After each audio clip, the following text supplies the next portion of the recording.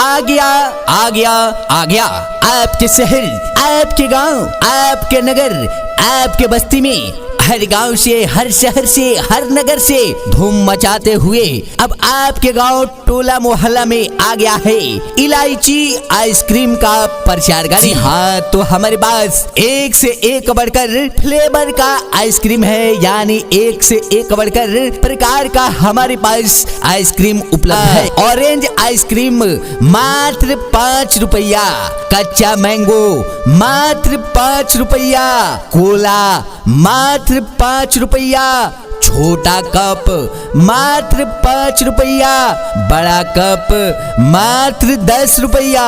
जी हाँ, तो ढेर सोचा विचारा न करें, आप हमारे प्रचार गाड़ी के पास जल्द से जल्द आए और अपना मन पसंद का आइसक्रीम खाएं। जी हाँ, मिनी चोकोबार 10 रुपया, बड़ा चोकोबार 15 रुपया, पिस्ता 25 रुपया। जी हाँ, मटका 30 रुपया, कोन 30 रुपया। जी हाँ, चॉकलेट कोन मात्र 30 रुपया, बटर स्कॉच कोन मात्र 30 रुपया।